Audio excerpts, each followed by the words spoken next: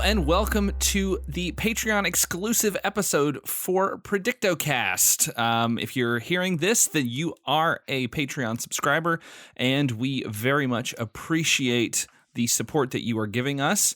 As you know, on this show, we like to predict a movie storyline after watching only the first 10 minutes. I'm Josh, and with me, as always, is Skinner. Hey, Skinner. Hey, Josh. Hey, paying Patreon. This one is going to be a little different because we are doing a film recommended by one of our Patreon subscribers, but it's one that I don't remember if I've ever seen. Skinner, you know that you have seen it, but you don't remember much of it, and I am not sure if I've ever seen it. I think it's going to be fun, especially where it's a Patreon episode, so it's a little bit looser, to watch you watch and figure out if you've seen it or not as the movie goes along. I saw this movie back on CBC in Canada. I used to have The Wonderful World of Disney on Sundays, and this movie would pop up every now and then.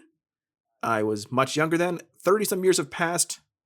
I don't have a great memory for 30 days ago, so it's almost like new for me. Well, so the movie in question, let's get it out of the way, is Bedknobs and Broomsticks. This was suggested to us by Justin Talbot, so thank you, Justin. I'm still trying to rack my brain, even after watching the first 10 minutes, and I don't know if I can remember anything. And we were sort of hesitant to do this one because... one, I know that it is a celebrated film. I think people genuinely like this movie from what I can recall. I know a lot of people grew up with it, watching it as children. And so it feels like a movie that most people probably like and know fairly well.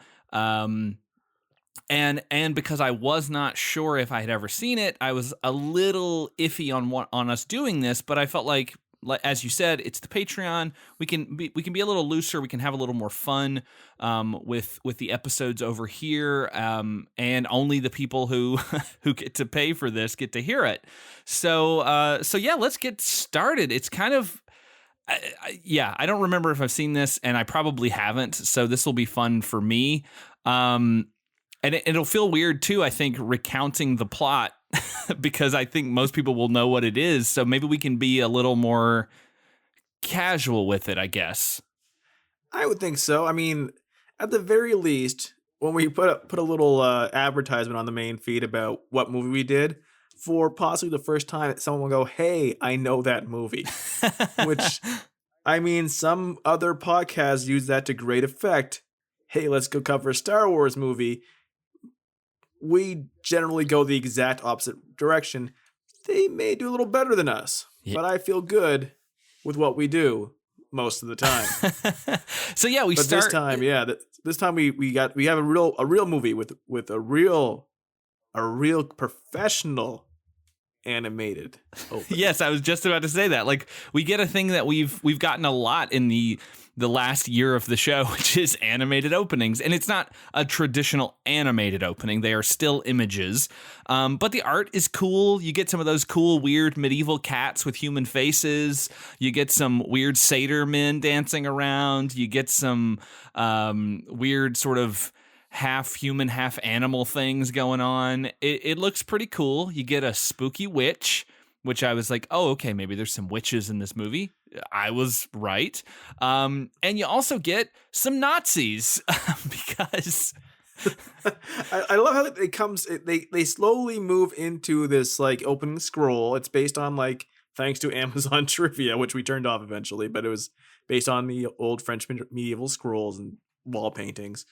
All this witchcraft pictures, people half chicken, half man, all this stuff. And then slowly there's just Nazis in there too.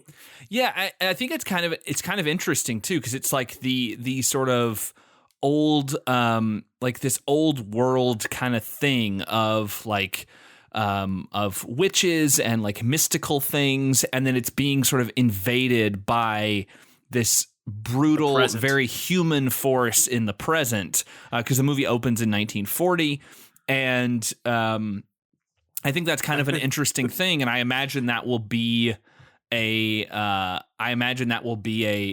big part of the film is taking these sort of mystical things and combating them with the sort of modern, like taking a mystical item like witchcraft or magic and using that to fight like modern warfare at the time. So basically, what we're saying is this movie is basically the Disney-fied version of Castle Wolfenstein. Yeah. I like it. And the credits tell us this is the movie that introduced us to Roy Snart. Yeah. I also like when the Nazis, Roy Snart. Yeah, one of the kids. Which one?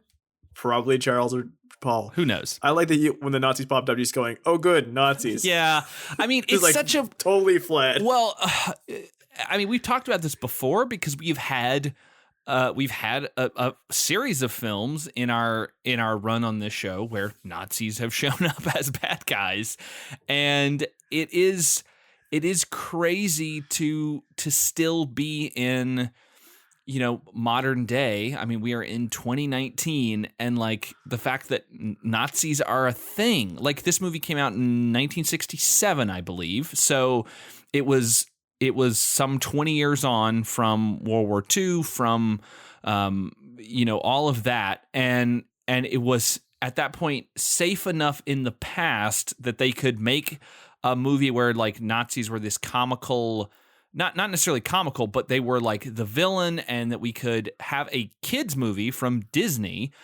where a woman and a couple of kids are potentially going to fight Nazis and save a town. I don't know that that's where the movie's going, but it's predictocast, and that is what I predict is going to happen.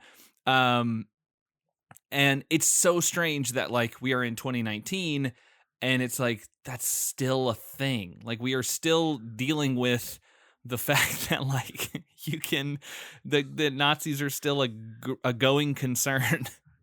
Yeah, it's still going concern. Not so much with the comedy and kids movies anymore. No. You wouldn't do that. I mean, you maybe you'd make some kind of analog to them that was similar, but these are Nazis. We see the Nazis. What's this guy like? This is a town full of old people that are going to fight the Nazis. Yeah, like imagine if American History X just had some magic in it. Well, I don't know, that'd be kind of cool, but what would you call it though? American History Magic X? American History Hex. Fuck. You just wasted your best joke for the show for only the paying customer. That's what you get. That's what you get for paying. You get these awesome jokes. So anyway, we open, it's 1940, beautiful countryside. We have a beautiful matte painting town in the distance. We've got this British officer.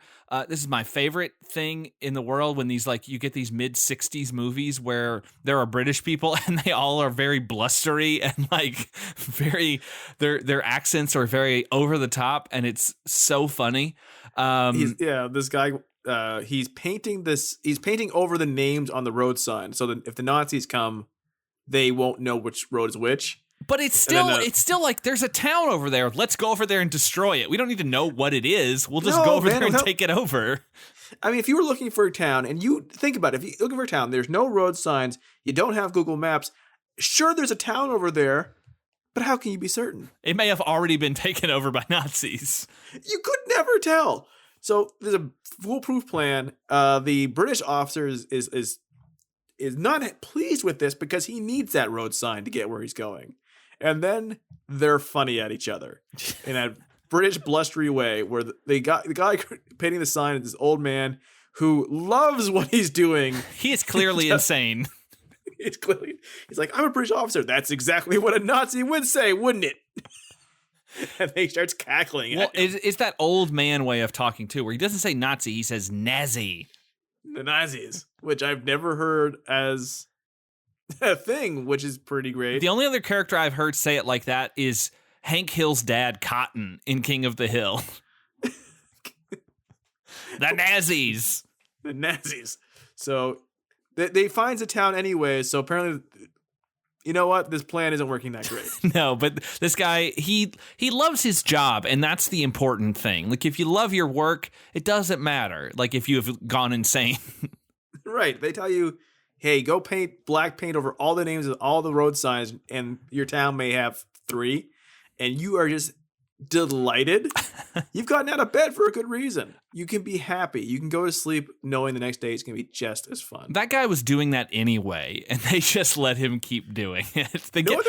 No other character mentions that they were doing this, so he might have just done it. No, they were at first they were getting mad at him. They were like, "Stop painting over all the signs," and then finally they realized it was to their benefit with the coming war, and they were like, "Okay, well, whatever, dude, just do what you want to do. We don't care."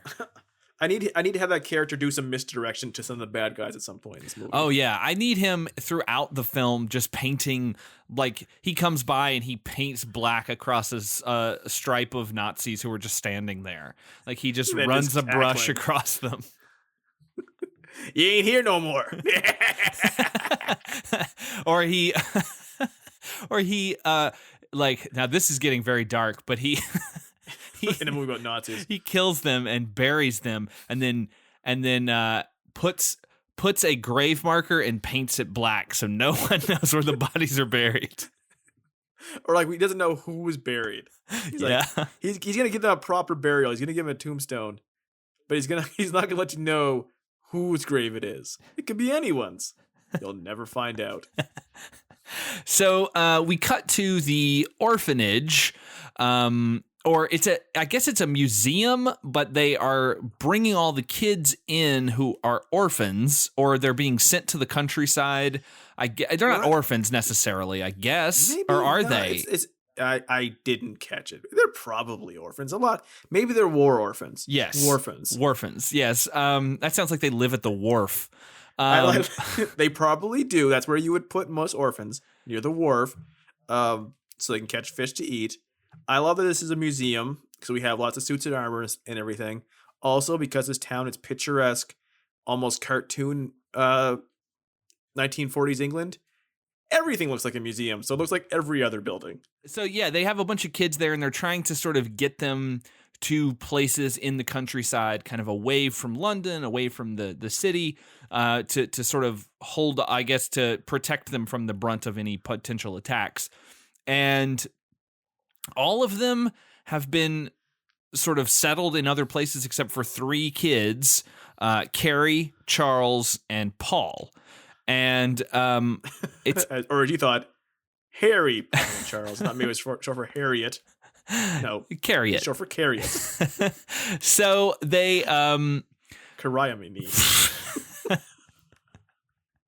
Now that would be something if we had a movie about magic and witches and a kid named Harry in it. Man, if it had been Harry, Ron, and Hermione. I mean, there are 3 kids. Why couldn't they go back in time and make this joke? 3 kids, two boys and a girl. So we've got it getting set up there for us, and and the character Mrs. Price is kind of like Professor McGonagall. She kind of. It makes you wonder how the hell Angela Lansbury wasn't in any of those movies.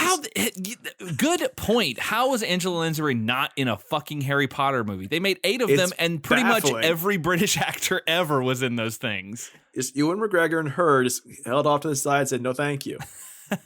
Why is she We're not going to be over here. By that count, why has she not been in Game of Thrones yet? It's true. But mind you, they both worked with one of the Harry Potter kids in Beauty and the Beast. They made up for it. Oh, good point. So anyway, Mrs. Price, well, I guess we get the Jessica Fletcher. We get the scene of the old soldiers kind of marching and singing their song about the glory days and how they're themselves. They have a very long song about themselves. Yes, that they've all memorized, which is very nice. And they're sort of preparing for a potential attack in that countryside, and they're there to sort of keep the town safe. They're also incredibly old. They're all very old. They are U.S. Senate old. Yeah, these are some very old men. The British officer from earlier, he is he's there to basically make sure that their unit is up to snuff and ready to go in case of an attack. And they say that they're ready to go and they're good. This is when we get introduced to Mrs. Price, or Miss Price, rather, who's played by Angela Lansbury. She rides in on her little motorcycle with a sidecar, spewing yellow-green gas along the way. We find out that this is because her motorcycle is powered by sulfur, very much like the devil would drive if he had a motorcycle. Which, you know what? He would. Yeah, of course, the devil would have a cool motorcycle, and it would have 2 sidecars. one for each leg. His big goat legs have to sit in the sidecar. This is true. This is just factual. We're not being blasphemous with it. It's just facts. Just facts in this show. Yeah. So she arrives in town to pick up a package for Mrs. Hodberry, I think is the woman's name. This is the woman who's sort of dealing with all of the kids at the museum. And the British officer who's there talks to the other officer who's in charge of the unit there in the town. And he says, oh, she's a wonderful woman. I served with her father. And they have a bit of a history. And they talk about her sulfur-powered motorcycle. She seems to get hit on by a priest at some point. Because why not? Let's just throw that in. Also, I want to point out, like I said, I did watch the movie as a kid. I don't remember much of it. None of this part.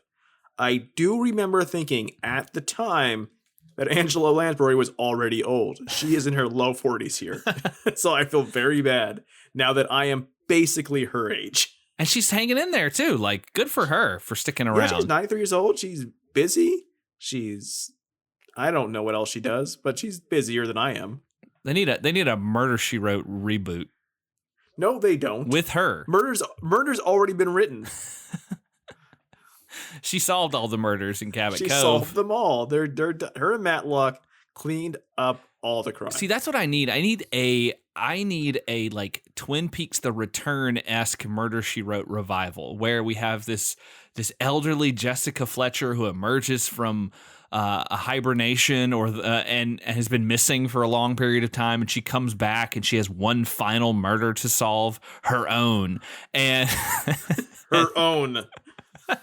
And she knows that she's going to die, and she knows she's going to be murdered, and she has to solve this murder. And you know why she knows she's going to die? Because it's already been written in a book that's been sent to her. Exactly. Murder he wrote. And so she has to figure out who the killer is.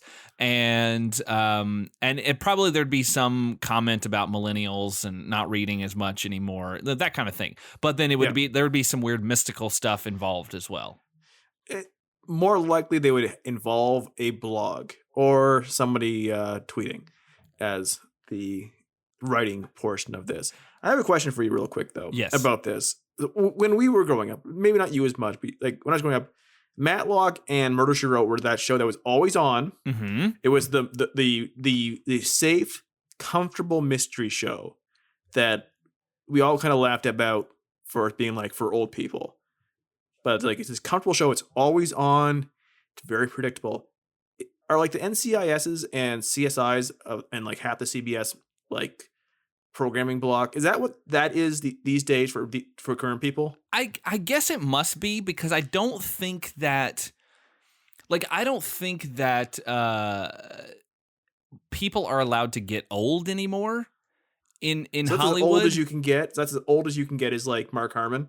I think so, because it feels like if you get old, you still have to be like in really good shape or look really good. Like, because I mean, we all know how sort of Hollywood treats women when they get to a certain age. Men, they are a bit more forgiving on, but it definitely seems like in those kinds of shows, you are done if you hit a certain age, or you don't look a certain way. And yeah, I don't know if a show like Murder, She Wrote or like Matlock, or in the 90s we had like Diagnosis Murder with Dick Van Dyke. You know, he's this the Bill Cosby Mysteries. Fuck. He's the. Oh, I'm sorry that failed. Goddamn asshole. But yeah, but like Andy Richter had a show that was a mystery show. Well, yes, but he was not an elderly person. I'm talking specifically about like elderly lead characters. These people who are kind of, but also like they are the lead. The show is them. Yes, like the show is built on like here's this character who is old, who you know and you love from the past, and they are going to be solving mysteries every week, not as a team, not as a family, a projected family team, but just this character who's old, who's doing it for themselves. Yes, and I mean, I think that there's some prevailing theory that she was committing most of those murders in Cabot Cove anyway, so, you know, that's neither here nor there. But, yeah, get at me, Murder, She Wrote fans. Let me know if there was, because I feel like someone sending her passages of a manuscript that says she's going to die is probably something they've done in an episode. That has to be, but if you are a big fan of that, you're also a big fan of the show. You have paid for whatever streaming service has Murder, She Wrote, or the DVDs, or the VHSs, and you're also paying for us and hear this episode. Let us know if there's an episode where someone predicts her death in written form, and she has to figure out who it is before the events of the book or node take place and she actually dies. Hey, and if you are on the Patreon tier where you can select something for us to watch, make us watch a Murder, She Wrote episode. That would be a lot of fun. That'd be great. I'm not sure how funny we can make it. I don't know how funny we're making this, but I'm enjoying making fun of Mark Harmon. I mean, the fact that we've been talking about Murder, She Wrote and Matlock for the last 5 minutes. I have honestly been wanting to ask this question on one of our episodes for a long time. It was fun. This is why I wanted you to pick Bedknobs and Broomsticks. So she shows up, Mrs. Price, and she's there to get a package. And it's from Professor Amelius Brown in London. And the older woman, clearly a Hufflepuff. the woman who gives her the package kind of questions her. She's like, "Oh, you're doing some work with him. He sent you a cat last time." And wait, what? Yeah, that's what she says. She said your last delivery from him was a cat, which is the cat that we see later. Cats don't work that way anymore. Yeah, I don't think you can send a cat in the mail. What she gives her is very clearly a broom. It took you a while to say it out loud, so it gave me the chance to say, well, it's clearly not a bed knob. It could be. We don't know. It could. I mean, it's a magic bed knob. And so she wants to know if Professor Amelius Brown is ever going to visit, and she's like, no, probably not. I don't really know him that well, but I'm wondering if Professor Amelius Brown will show up at some point at the end. Will he be like some high wizard priest or something, and he'll come in and help them like fight off the Nazis towards the end? She could break some like wizard rules, and he could be the one to come like, oh, you're breaking all the rules, but you get results. Yeah. Or he's a secret Nazi. Oh no, Nazi wizards. Oh man, I'm sure. I'm sure that Hitler had some. I'm sure Hitler had some sort of like secret Nazi wizards. He was into that occult shit, so he wanted to use magic and whatnot. So of course, just doing Wolfenstein. Yes, exactly. But Miss Hodbury takes her into the museum, and even though she's trying to leave, which is great because she's on her bike about to take off, and she's like, wait, no, could you come and look at this really quick? And so they go into the museum. The kids are wrecking shit. And Miss Hodbury convinces Miss Price to take the 3 children because she says, we're trying to get them all placed in homes that are far in the countryside, kind of away from things, to try to keep them out of harm's way. You have a really big house by yourself. Could you take them for a little while? And she's like, I don't really want to, but I will. As long as you can guarantee me that I will, that they'll find a home for them soon, and then you can get them out of my hair. And she's like, yeah, sure, whatever. What a thing to spring on someone, by the way. Like, it's crazy. Can you come in here for a second? You're almost gone, but can you come here for a second? Now you have 3 kids with you. I mean, to be fair, this is at the height of World War II. So yeah. I mean, the kids seem to think when they wake up when they go to her house, spoiler, like they wake up the next morning, like, all right, we're going to London today. Are they just going to sneak out? Is that their, because they have been forced to wash? Yeah. So they go to her house and they're kind of not super impressed with it. They think it's big, but they also think it's kind of like run down and a little dingy. And they meet her cat, this furry black cat that she has. They do ask what the cat's name is, and Miss Price says to them, I don't believe in giving animals silly names. I call him Cosmic Creepers because that is the name that he came with.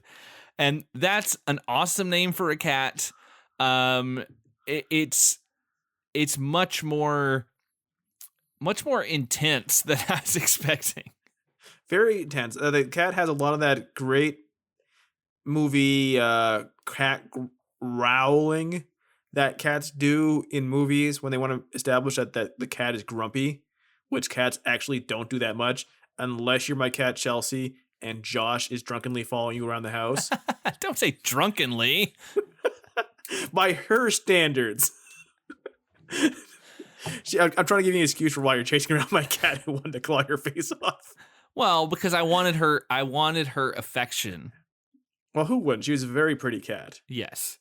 But yeah, I love the name Cosmic Creepers. If I ever have a cat, I may have to name my cat Cosmic Creepers. The CNC cat factory. What? I wonder how that cat got that name, because she said this is the name the cat came with. Did the cat like come from space? I mean, obviously it's a magic cat of some kind. So did it come from space? Is it a familiar? Like I've been watching the Netflix Sabrina show, and she's got a cat who can turn into a weird tendrilled monster whenever she needs it to. So I'm curious if this cat also has some sort of shape-shifting abilities. It must be her familiar. Does it protect her? Is it going to turn into some sort of weird, creepy monster and kill a bunch of Nazis at the end? Because I hope so. I hope it turns into some kind of Cockney guy. Like a Dick Van Dyke character who's her sidekick. Oh, it turns into like a guy with weird cat makeup on? Maybe. Maybe like he just licks his hand every now and then and kind of scratches right behind his ears. Yeah, Cosmic Creepers is me name. See, sounds great. Who wouldn't want an actor doing that? You could call me CC for short. So she takes. He loves lasagna. Don't ask him to change on Monday. So. Oh, Mondays is the worst. Gore blimey. It was offensive. Cockney Garfield will be our new show. We'll be starting up for only the $50 tier. Yeah, of Patreon. We'll read all Garfield strips, but I'll just do a terrible Cockney accent whenever I read Garfield's dialogue. Beautiful. And John will speak in a whisper. So we'll give you ASMR. So they go up to their room. She leaves them there to get washed up, to wash up. They are furious at this. It's a house of horrors. They're asked to wash. There's a sword in the room. I'm hoping. I secretly believe that she wants them to just murder each other. I mean, a lot of kids got lost during the war. That's all I'm saying. Who would notice? Oh, did she even sign paperwork? No, probably not. They're just like, yeah, we'll just here's a slip of paper. We'll collect it. It's like your ticket, and we'll collect it when we pick them up. So she feeds them. She makes them dinner, and they're kind of like, what do you eat here? Like, how do you? Because they're amazed that she doesn't eat fried food, and they're like, how do you stay healthy? Which is the craziest sentence I think I've ever heard. How do you keep your health? No fried food. But she is like, I don't really know what kids eat. I'm unaware of what you eat, so you'll have to just kind of eat what I eat. She mostly eats vegetables, kind of more like whole foods. I mean, she's on that Whole 30. and she just eats those sorts of things. And the little girl, Carrie, she lists out the things that she likes to eat. And this is what she likes to eat. She likes sausage and mash, which I'm assuming is sausage and probably potatoes. Easy enough. I can figure that out. It might be mashed peas. Maybe mashed peas. You're right. That's a good point. The second thing is bubble and squeak, which I am baffled at that. I don't know what that is. I kind of want to know what that is. Yeah, I got nothing on that one, and I grew up around Newfoundlanders, and they had stupid names for everything. Okay, so I'm looking up Bubble and Squeak. Bubble and Squeak is a traditional British breakfast made from boiled potatoes and cabbage. In modern times, it's a dish made with the shallow fried leftover vegetables from a roast dinner. The main ingredients are potato and cabbage, but carrots, peas, Brussels sprouts, and any other leftover vegetables may be added. That sounds pretty good, actually. I would eat that. Sounds great. Also, she was complaining about having to eat cabbage, and this had cabbage in it. So. Oh, well, there you go. The other thing she likes is toad in the hole.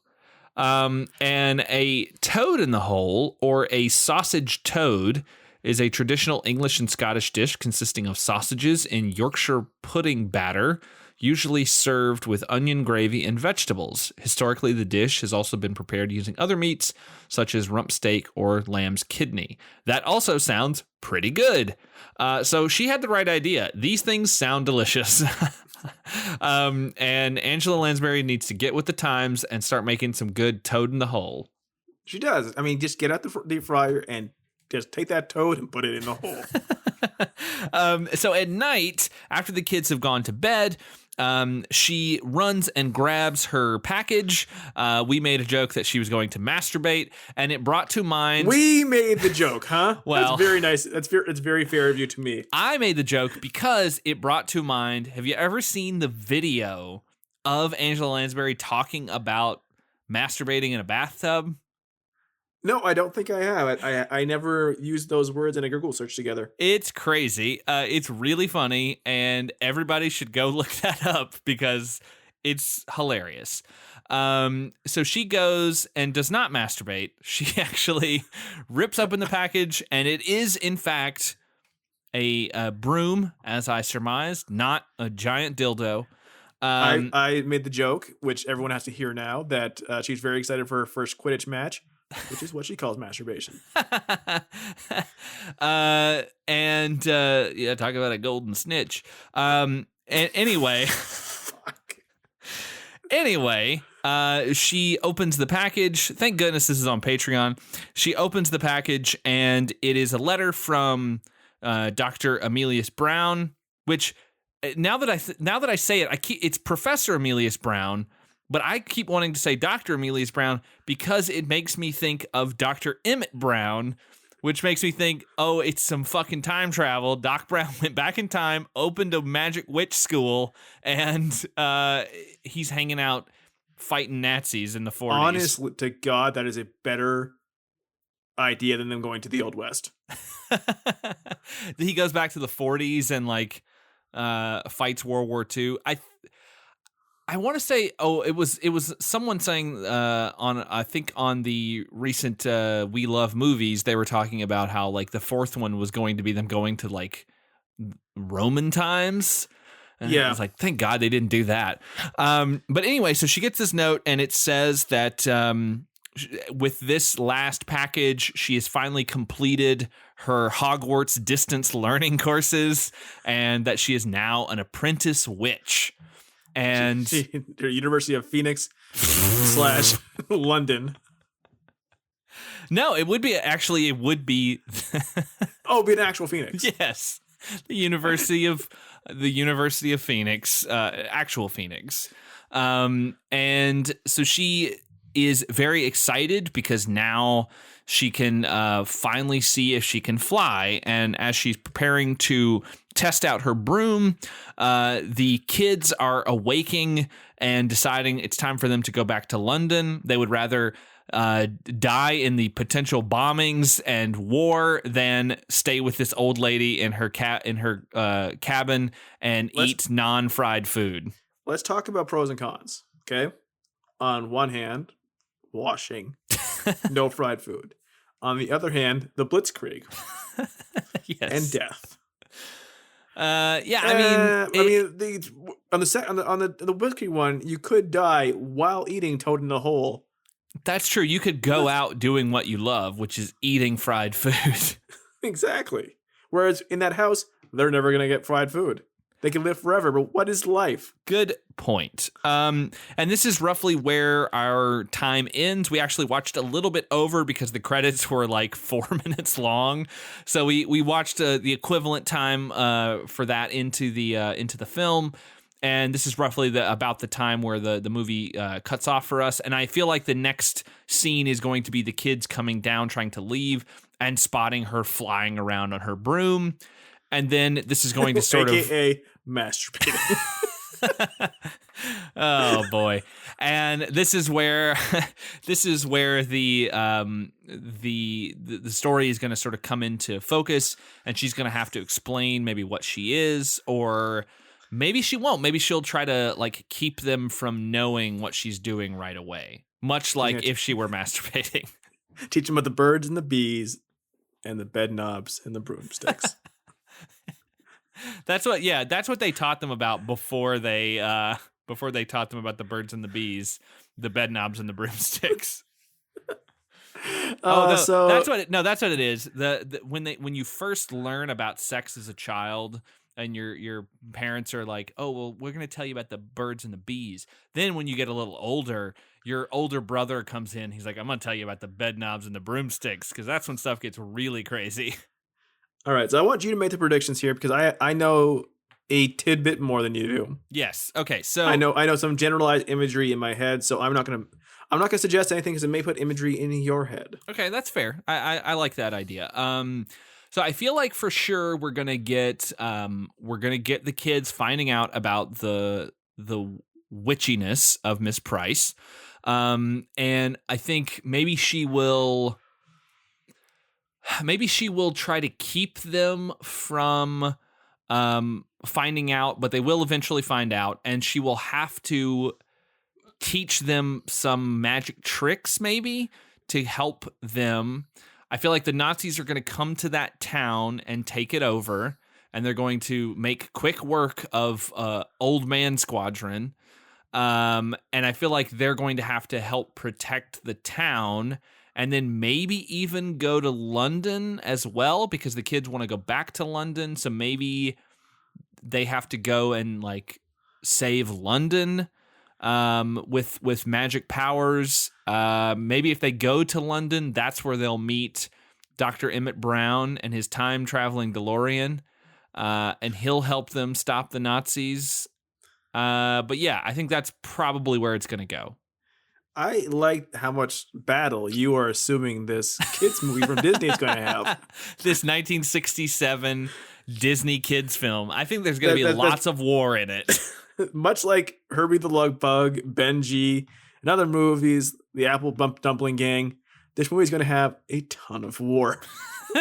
I mean, I guess I am viewing it from sort of like a modern kind of lens. Like I've not seen, because I don't really give a shit about any of those Fantastic Beasts Harry Potter movies, but those kind of take place in and around the 40s in England, right? I don't know. The first one takes place in New York City. Oh, does it? Okay, well, never mind. But I was thinking, like, because you could have some cool like wizard battles with Nazis and stuff, but maybe that's not really going to happen in this film. We'll find out. We will find out together when we come back for more bedknobs, more broomsticks, and hopefully not more masturbating. Yeah, we'll be back after a short break to see how accurate my predictions were.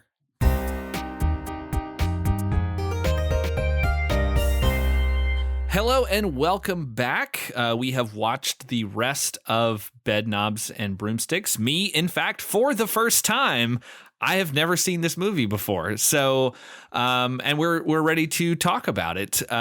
So Skinner, since you had seen this a very long time ago, how did it hold up? Did you remember anything as you were watching?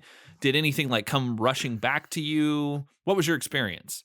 The things that came rushing back to me, in the first place, I had remembered the bed itself, the titular bed knob. So I remember as a kid thinking it was very cool.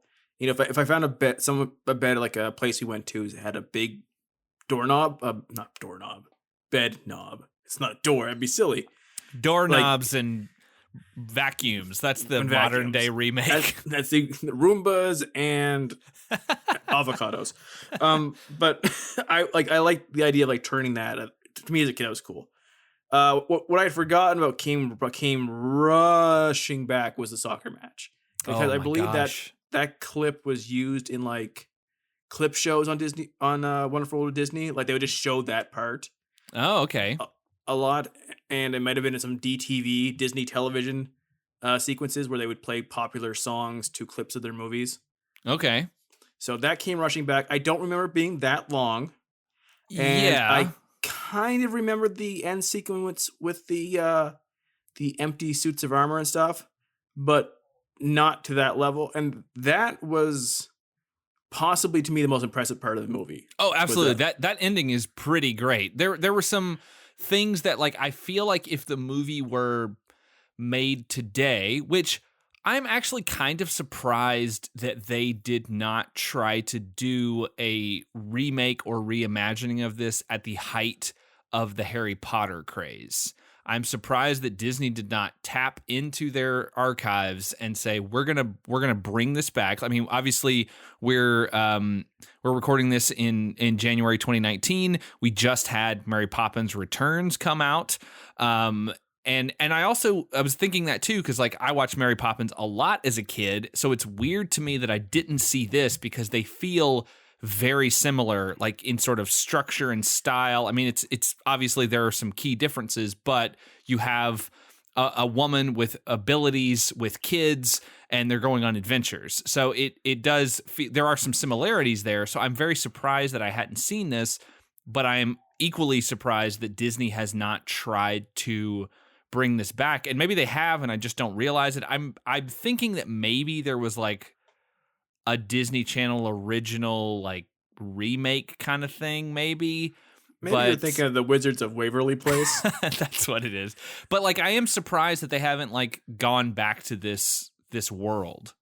I believe from reading up on it, this was the same team, like as far as production, as the Mary Poppins team. Okay, that makes sense. It was originally optioned, like when they were trying to get the rights to Mary Poppins, which, if you watch the movie about that, was a challenge. This was their backup plan.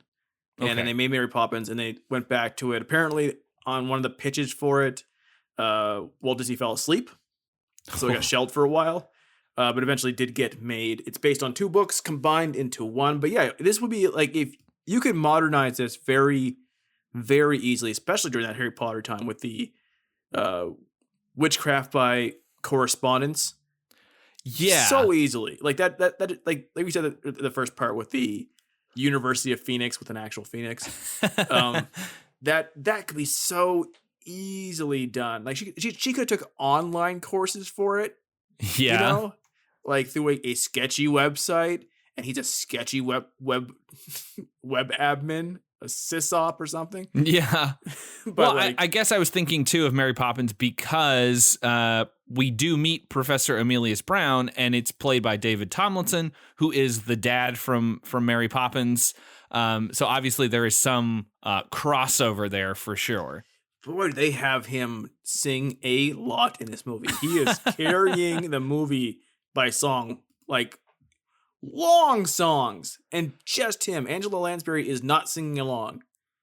Yeah, she does not sing as much for sure. She joins him a couple of times, but it's not it's not very frequent. But let's get back to where we left off, which was Angela Lansbury as Miss Price working with her broom that she had just gotten.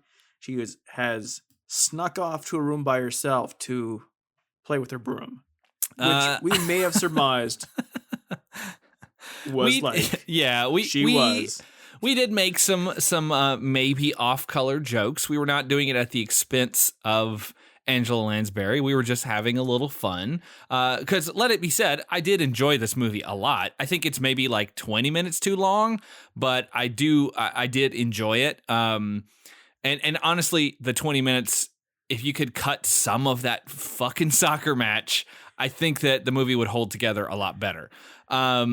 But yeah, she is in she's in her little secret sort of lab, and she is reading her instructions on how to use her broom, how to fly. And there's some things about clasping the broom with both hands. There is some things about being astride it. Yeah, she does try to straddle the broom, and apparently that is not allowed because it's unladylike. Which, fuck you. But she can sit on that broom however she wants. We do get to see her struggle with it between her legs. Yes, we do get that. And she finally reads her little incantation, and she's not ready, and the broom flies away from her. That broom just goes off a little too early for her. Okay. A little premature for what she was expecting. She she does fight with the broom a little bit. Kind of dances around and flips around in the air, which was kind of impressive. Pretty good wire work. And then finally she gets it to work, and she tells the cat, who is kind of staring at her hey, this cat, by the way, is this a real cat? Because there are times when it looks like it might be a puppet, but it also is the mangiest looking cat I've ever seen. It's so mangy looking. The face certainly looks real, but the body doesn't at times. And they at least gave some of the scenes are the very least, they've just given a cat a bad haircut. I was wondering, because there's a certain point when Cosmic Creepus is chasing the kid who has become a rabbit, Charlie, and there's a point when he becomes a human again, and he chases the cat, and it looks like the cat is wearing a costume. And it's an odd thing. When the cat, there's one point when they're going to take off on the bed, and the cat kind of scritches down on the dresser to brace itself, so because shit is going down. And it does it exactly like a cat would. Its little shoulder movements, and it's digging its claws in. Oh, that's a real cat doing that. They got it to do that. But there are times where I don't know, man. It's just so weird because they just put a cat in a wig. This would this and several other things would absolutely be CGI today. Oh yeah, for sure. For a movie that isn't I think we took for granted wire work and the shit they did with the armor at the end. Just movies took that kind of time for practical effects back then. They're it looks kind of hokey, no big deal. But now all this shit looks like a massive undertaking for what appears to be a B+ film by Disney standards. Yeah, even the stuff at when they go to the island and they're interacting with all of the cartoon characters, even that stuff is still very well done. It's very well done. I would like to mention, we were talking about Angela Lansbury struggling with the broom between her legs. This, in my head, and she's had a very long career of playing women older than she actually is. But we think of her now as almost the matronly, dignified Angela Lansbury. It was fun to see how much physical humor she was doing in this. She's taking pratfalls. She's just being goofy at times. Yeah, for sure. She's very good at it. Surprisingly, Angela Lansbury, a good actress. Yeah, no, everyone is good in this. This is it's a fun movie, and I am pretty baffled that I had not seen this. Charlie is acting the shit out of this movie, the oldest kid. I watched it with Holly, and she's just he is using so many words. The kid is cockneying out his ass the whole movie. Oh yeah. He wants some lolly later, which is a new slang that I hadn't heard. But anyway, so she flies out of the house. She's got the hang of it, but she kind of loses it, and she gets cocky. Yeah, well, God damn it. So that's what happens. She puts her arms out, she falls. She couldn't keep astride any longer. She tried to get too complicated with it. So she's dealing with this, and she falls, and we're kind of intercutting with the kids who have woken up and they've decided we're gonna somehow get back to London. And they see her flying around, and they're like, "Oh, she must be a witch." Like they sort of, there are some things with Charlie and his level of disbelief that were insane to me, because they like see the witch. He sees that she can fly. He knows that she can. Yeah, he proposes the plan to blackmail her. Yeah, so they decide to stay because he's like, well, we might be able to get something out of this. So they tell her the next morning. They like make some comments about her limping, and he says something about how it was a lovely night out for a flight or whatever. And they reveal that they saw her. They know that she's a witch. And he wants some things to change, or else he's going to go to town and tell everybody that she's a witch. And he's like, I want a sausage every now and then, and no washing every day, and some lolly, which is money, slang for money, because he does the finger thing, which means the money. That means the money. This is why, to me, like, it's so crazy when he becomes a skeptical kid. That's my thing. Later, when they get on that bed, and they tell the bed to take them to London to find Professor Emilius Brown, and the bed takes them to London, and he's like, it didn't work. It didn't take us right to the professor. And it's like, kid, you are missing the big picture. He got turned into a fucking rabbit. Yeah, and he's like, this magic is just bullshit. I mean, I get turned to rabbits all the time. Only 70% of the time it's due to magic. We never established in this world whether, like, if she's outed as a witch, whether she would be in trouble with the church and be burnt. Yeah, they don't really set that up. Like, it would have been interesting because you have the priest at the beginning. We kind of mentioned it in part one a little bit, where he's saying he wants to come by and like check on the kids, and because their spiritual welfare is important to him. And she's like, nah, I don't need you to do that. And yeah, it's unclear if he would petition for her to be, burned at the stake or drowned or something like that, if it was revealed that she was a witch, or if like the soldiers would kill her, or we don't know what the consequences would be. She doesn't seem that concerned about it. Like, she's like, oh, like, it'd be annoying. Like, she had to answer questions in a small town, like, oh fuck, they'd be all over my back and whatnot. But like, it never feels like, oh shit, if they find out, I'm dead.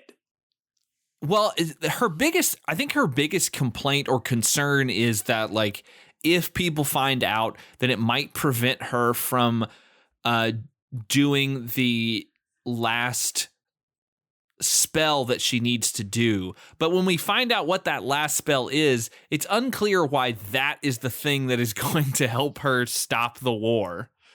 I mean, it does. Technically. But she doesn't know what the spell will really do until is true. That is a good point. And that's true. Let's mention real quickly, the driving force of this movie is she has learned every spell the corresponding degree will give her as a witch. She's an apprentice witch officially. But there's one more spell. The difference between being a final witch and an official apprentice witch is a single spell. And she has been waiting for the spell and apparently writing to Emilius Brown, looking for it. She gets a note in the mail that due to the war efforts, the witchcraft school of correspondence of witchcraft of correspondence will be closing. And that's why they have to go. She has to go to London to find, she's desperate to find this spell. The rest of the movie until the near end will be her attempts to get to this spell. Yes. So we get some they go back and forth kind of on what they're going to do. They finally decide, hey, we like you. And Charlie says, well, give us something valuable and we won't tell. And so she decides, I'll give you a spell. And that spell is to enchant the bed knob that Paul has stolen from the bed upstairs. And this spell will allow it when screwed back into the bedpost, to travel wherever Paul says. And specifically Paul, because it is Paul's possession, because possession is 9/10 of the law. Yeah, even though he stole it from her bed, it's his knob. Well, he technically stole it from her dad's bed, because it's her dad's room that they're sleeping in. And what if the bed is actually traveling due to the power of her dad's ghost? That's what I was going to say. Or that if this were made today, there would be a hint that perhaps Paul was her father reincarnated. That'd be great. He's not. He's just a smiley little Cockney kid. Not quite as Cockney as Charlie, because Charlie is ever so Cockney. Yeah, but and Paul is kind of, if they had only listened to him sooner, they could have avoided a very long section of the film. Right. If he holds the key to the whole movie very early in the movie. Oh yeah, he gets it very quickly. And it's just he has the answer in a picture book that's made of cloth, and he keeps trying to tell people stuff, and they just ignore him, or Charlie just keeps talking over him. And also, if anyone else asks to hold or look at his picture book, he gets defensive because it's his book, so no one else looks at it. But also, it's again something he stole. It's something he stole, but he has the answer very early on, and we could have avoided the whole soccer match.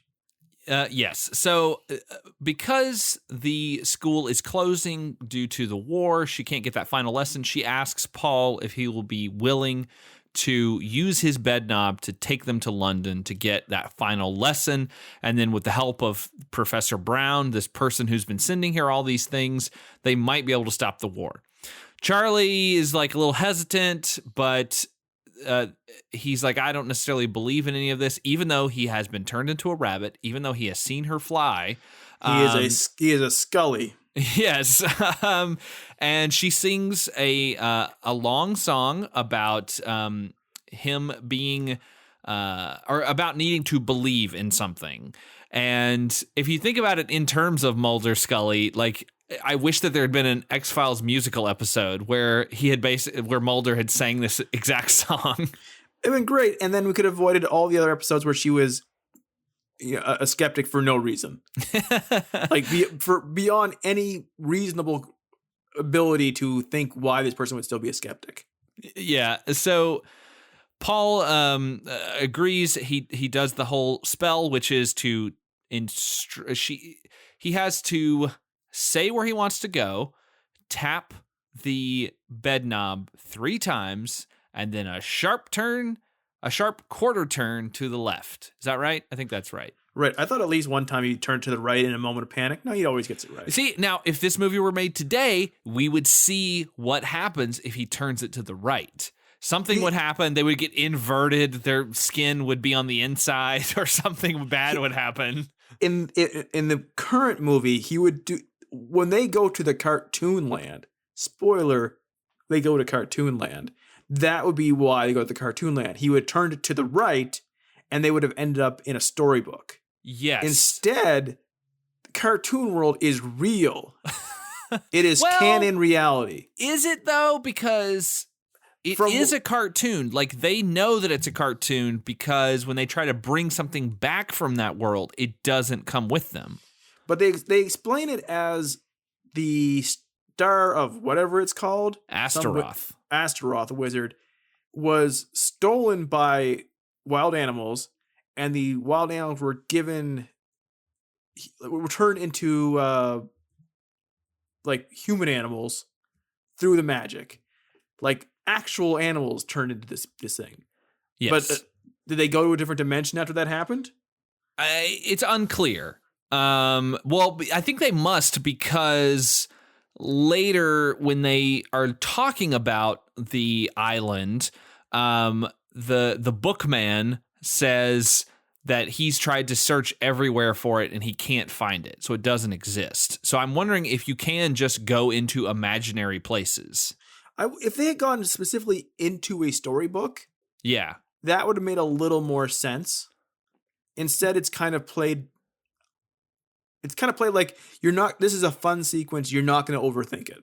Well, I mean, obviously, this is a movie for children, and so, we are obviously overthinking it a little bit, but I don't think you can overthink enough about why the animals needed to play soccer for 25 minutes.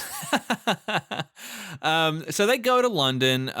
Paul gets, or rather, Charlie gets scared by the cat, and he decides to hop on the bed just before it transports away.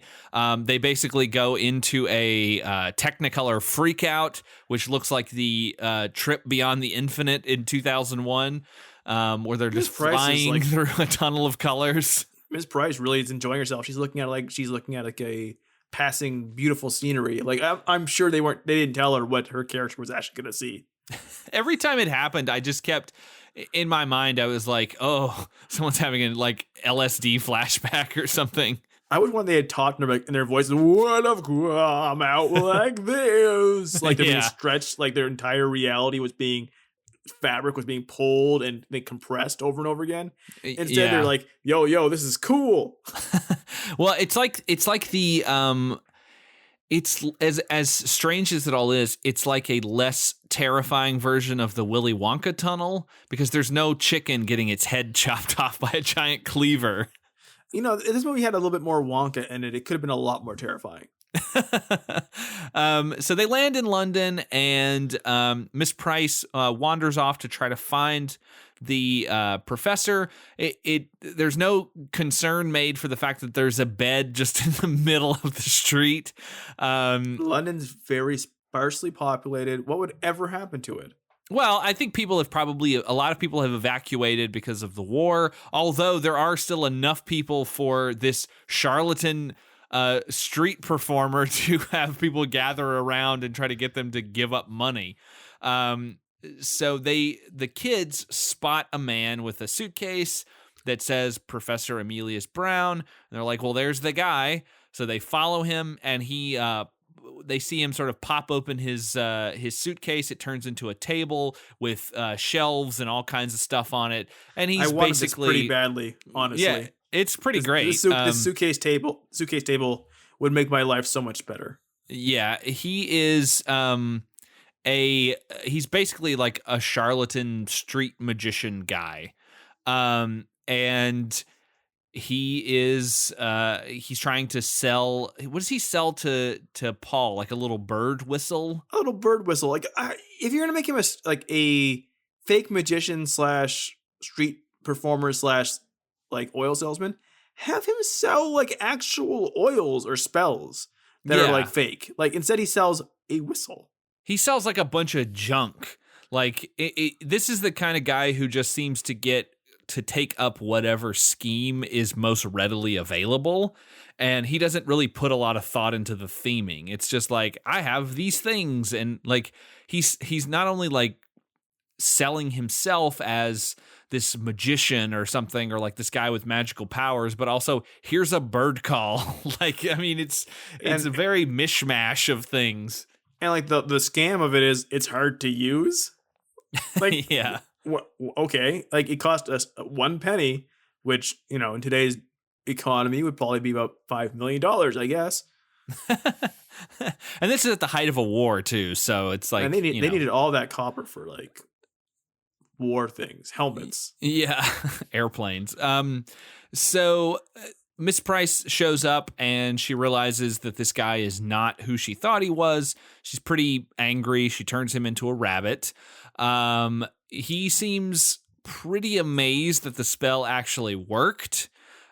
He reveals here that he got the words out of just a random old book that he has at home. And I guess this is around the part where I was like, I kept thinking about what would this movie be like if it were made today? And one of the things that I sort of nailed on is when they go and he seems amazed that the spells actually worked, which means that she is the only person who has tried them. Because it feel like if other people had bought these things from him, they would have come back and said like, oh, hey, it actually works. But seemingly no one else has done that.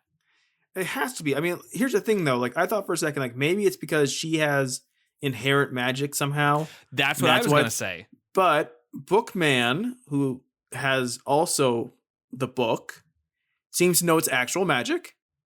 And so, and like when her house burns down at the end, they're like, oh, all your stuff is gone. You can't do magic anymore. So. Which is bullshit. But it's just a handy way of like, don't worry, conservative viewers of this movie. She's not a witch anymore. She's just letting me be a married older woman now. Yeah, she's just gonna be an old maid at home waiting for her love to come back from war. So, but like, it's bullshit. I do kind of hate the ending, actually. I kind of hate that too. Also, like Emilius, if he's surprised and if he doesn't have a lot of customers for what he's doing, like selling. He sent a broom in the mail to her. Like she should say, like, I'm Miss Price, and he's like, oh, fuck, the one I sent a broom in the mail to, the one I sent a cat in the mail to. Yeah, so like, is he just? Maybe that's why Cosmic Creepus looks the way he does, because it's just a random cat he picked up off the London streets and shoved in a mailbox. Still weird that you can do that. But like, that's what I was thinking, though, because I was saying like, oh, if this movie were made today, if they were trying to remake it, she would go and she would get the book, and he would be like, I tried these spells and they didn't work for me, and then they kind of flip through the book and they see like they see a picture of this high witch or this high priestess or something, and they're like, oh, she looks kind of like you. And then it's like, oh, maybe it's one of my great, aunts or something like that, or some distant relative, and I have witch powers just in my blood, and that's why I'm able to do this and nobody else can. And it's really hard. It's fun to do that. Like, if it was made today, like, what would it be? It's also hard with how movies sometimes over-explain themselves now. True. Good point. To watch one of these movies and like, they don't care why something can happen, right? It just happens. Like you're like, oh, she can do magic. It's funny because it was not supposed to work, but it does work, and that's the most thought they give to it. It's like if you watch the old Knight Rider stuff, like they made a remake of Knight Rider and spent about 200 episodes trying to explain why the fucking car can talk. You watch the 80s ones, like, car can talk. Why? Car can talk because it's cool. Like that's the whole thing. Yeah, I think it's kind of it's also a nice simplification, because it's like, if you know the words of the spell, you can do that spell.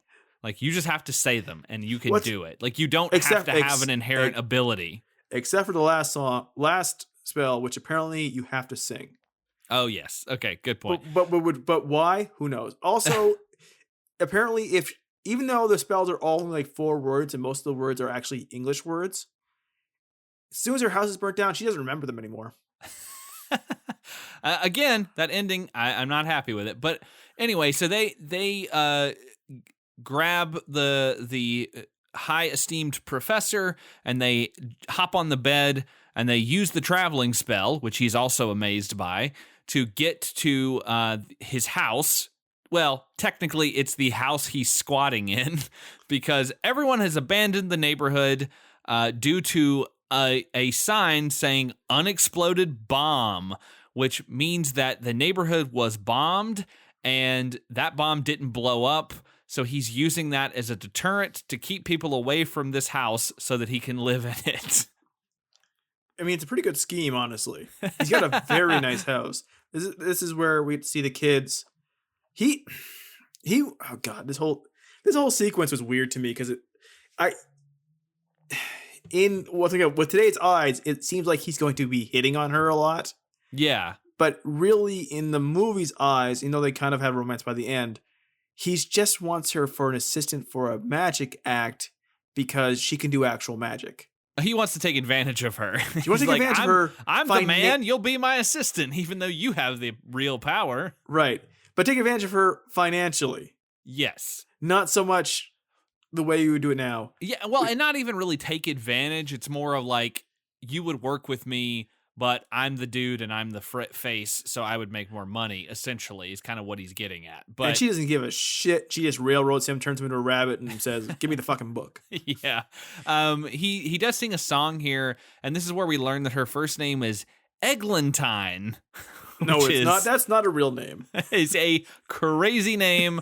I've never heard that before. I will give this movie points for Eglantine. Eglantine. The kids go off to a nursery, which one of them they've never saw before. Yeah. And they play with toys for a little bit. This is where Paul gets the book. Yes, this is where he finds the book on the shelf, God, and he's like, "Oh, this is neat." He randomly picks this book because if this movie was today, Paul would be magic, and the magic led him to the book. That's right. This is by the way, before we get away from it, an eglantine is another term for a sweetbriar. So it's like it's a flower. Why didn't I think of that? Well, no, but she has a flower name. Yes. So she's like a rose. How she's sweet. She's like a rose. How sweet.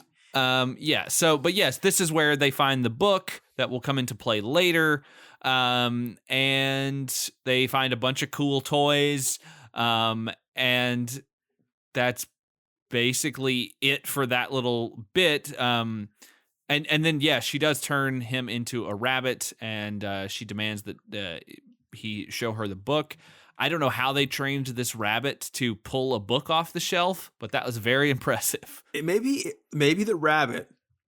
This is gonna for Patreons only. Maybe the rabbit is that they used as stunt, like not the rabbit in the movie. The real rabbit they trained to do this is actually a man who was cursed to turn into a rabbit until he made a woman fall in love with him.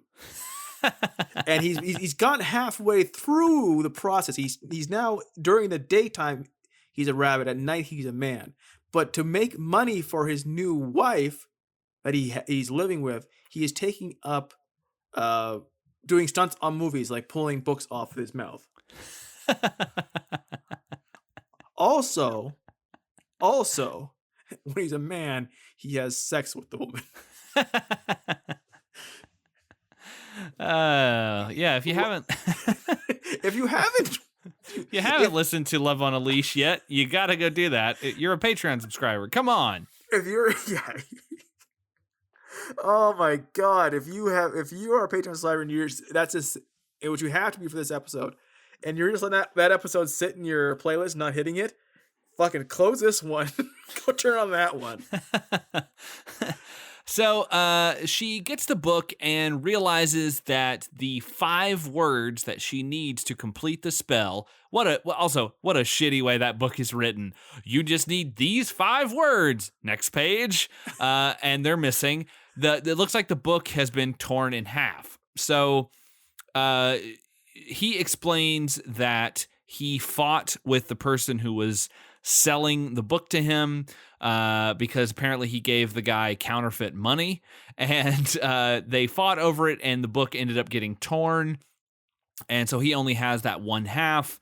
He says the other half must be either with the bookseller or with someone else, and they have to head to Portobello Road, which sells this sequence. They sell everything there, and it's all knockoffs. Okay, so Portobello Road is a knockoff. It is a predating knockoff of Diagon Alley. Yeah, it is. I mean, we made a lot of Harry Potter comments in the first one. It's basically the Diagon Alley of this movie. You're right. It is a street in London town where there's a pop-up market of shysters and knockoffs and just street vendors. We're gonna have this explained to us by Emilius Brown, David Thompson, through song for the next, I don't know, 45 minutes. Motherfuck, this goes on. He starts singing about Portobello Road and is singing about like his. I don't know. Did someone ask him to sing a song explaining where they're at? Because it seems pretty self-explanatory. Well, I mean, this is kind of a musical, so I sort of give them some leeway with the whole like singing thing because it's okay. Not... I give him the leeway with the singing thing. The singing thing is followed by an incredibly long dance number. Oh yeah, that is true. Like it goes on. Like if he had sang the song, they did something else, and then they danced. It just kind of folds into the dancing, and it goes on and on and on. And like when the dancers from India came, I wanted to hide myself from the screen. I think some of the people have painted faces. Yeah, so they kind of go through. She finds the some various booksellers, various places. Starts to kind of look through the book. There is a man who overhears that they're looking for the book called The Spells of Astaroth, and he gets kind of dark and then disappears. The kids are kind of getting into all kinds of trouble, breaking shit, and like one of the kids is pulling a Joker gang and painting faces onto statues. Like I recently rewatched Batman '89, and there's that whole scene in the museum where they go in and they start painting on the statues and like making one of them look like Joker, and that's what this kid is doing. Can you? I want to reimagine this whole sequence where instead of singing the Portobello Road song, that Emilius Brown sings "Party Man." That would be. I mean, I don't mind the Portobello Road song, but that would be better. I just want to see David Tomlinson sing "Party Man." I mean, it's kind of a life dream I've had. That would be pretty great, actually. So there's this huge dance number. This is like the it's like a world showcase. There's like so many different nationalities represented, a lot of different cultures, a lot of different dances. And this goes on for a very long time, but it's fairly pleasant. There's some good dancers there, some really interesting kind of moves. All the dances are all fairly unique, which is kind of cool. We get some Highland stepping. We get some lore to the dances. Yeah. So it's kind of fun.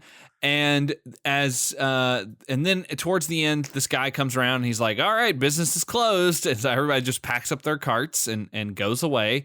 And this is when they get held up by the guy from earlier. He has a knife and he says the bookman wants to see them. So they go into this old little basement. They push the bed down the stairs, which is great. That is amazing. Like, it's pretty amazing they did this. Like, I want to see this sequence beforehand where they're pushing the bed around. Yeah. Oh, yeah. Because the bed has wheels on it, so they do push it through the streets, and no one just like steals it, or like they don't come back to it and there's like a person asleep in it or a dog on it or anything like that. But yeah, they come into this basement and there's an old man there, and he has the second half of the book, and he needs to see her side, because as it turns out, his side of the book also does not contain the words that they both are seeking. What a crappy book. Yeah, I think it's like a book that it's made in a way to, I guess, only like the most worthy will find it. I guess. But it still seems weird because this is the most powerful spell in the book. It's just it's animating non-living things. What's the bookman going to do with this? But also, there's so little words on the pages. There's this SNL sketch years ago. We were talking about they're selling a virtual reality book thing, where they showed somebody, they put on the virtual reality helmet and they show a couch and they go, look to the left, a lamp, look to the right, a table. You pull up your book in front of you and then show like page 1, call me, flip page, loading. Page 2, Ishmael. But that's always on the page.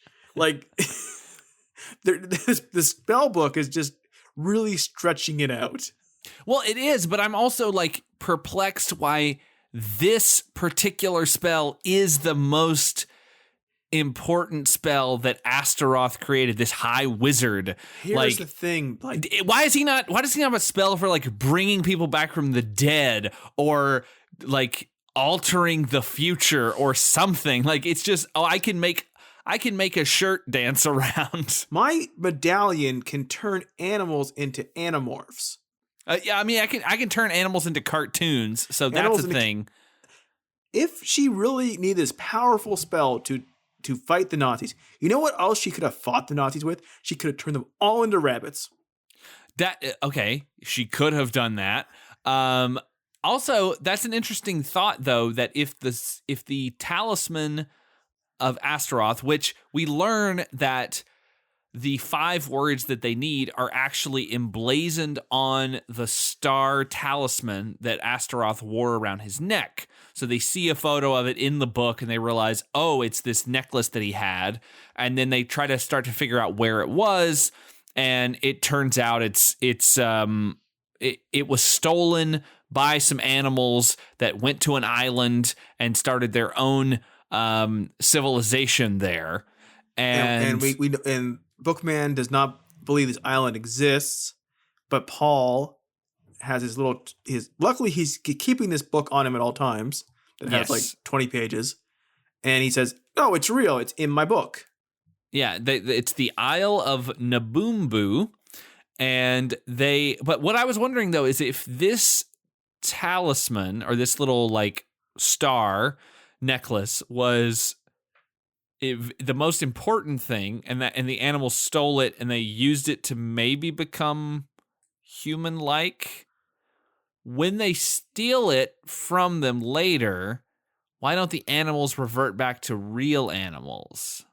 Also, why does it do not transfer any power into Emilius Brown or anybody? Yeah, like when they have it, it's inert of power. They're just looking for the engraving on it. It's like to them, it might as well be like the medical alert bracelet for Astaroth.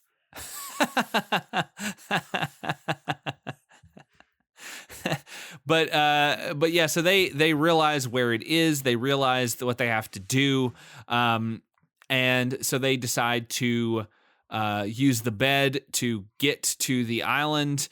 And they leave Bookman and his knife-wielding assistant behind. And this is the end of Bookman, but I was kind of... Again, if this were made today, I feel like Bookman would come back. Like, he would be at the end. He would be like a villain at the end. Like, I have to have that. He'd be like a secret Nazi.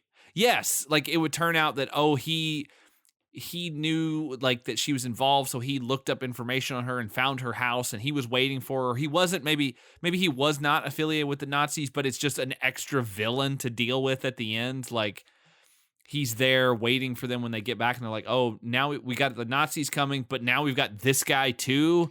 And maybe he like reveals himself to be like a weird high wizard or something, or like a descendant of Astaroth that needed the star and the words to complete some spell or something. I mean, granted, I think I'm doing the thing that movies today do too much, which is trying to tie it all into one thing. But it is very, like, the movie is very sort of episodic in a way. Right. It is very easily broken up into sequences that you could put commercial breaks into. Oh, of course. Yes, absolutely. Because we now are in the animated sequence where they first end up in the ocean, and it's a fish sequence, and they have a song about being in the ocean. Yep, bobbing along on the Bobbing. bottom of the beautiful briny sea. They are nonplussed about being under cartoon water. It's not it's not a problem for them to breathe down there because it's not human water. It's cartoon water. Well, this was another moment of Charlie's misplaced disbelief. They are underwater, flying around on a bed. A fish swims by and says something to them, and he's like, "Fish can't talk." It's like, dude, everything that's happened. Bigger picture. Bigger, around you, all of it, everything. The fish can talk. Okay, that's cool. So they eventually the bed gets hooked and pulled to the surface by a big bear, and he's wearing like it looks like a little sailor outfit, kind of. I found out this came out 2 years before Robin Hood, so that is why a lot of the animals look very remarkably similar to the Robin Hood character designs, especially the king. Yes, they're very similar. This is at a time where Disney was reusing a lot of their animation anyways. Oh, yeah, for sure. Like Baloo and Little John are the same bear. Oh, yeah, of course. Maid Marian does a lot of the same things that Snow White did, or Cinderella. Yeah. So, just Disney had a budget back then before they owned everything. Yeah, true.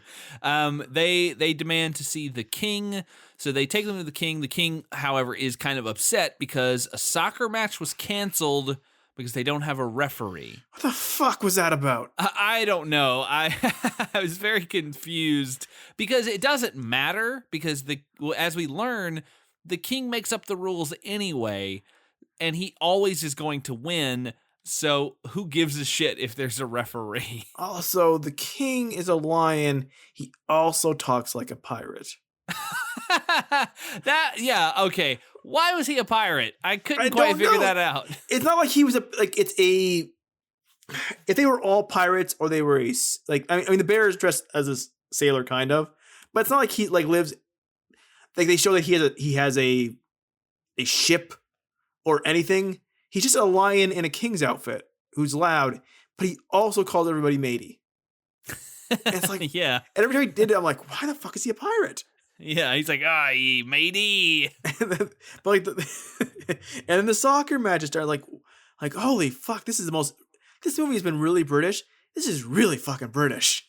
That was another thing though. Because of how British it is, I wondered if they made them call it soccer for the American audiences. They'd have to. I mean, the British would know it, but I'm assuming they had to make sure to call it soccer for that reason. Yeah.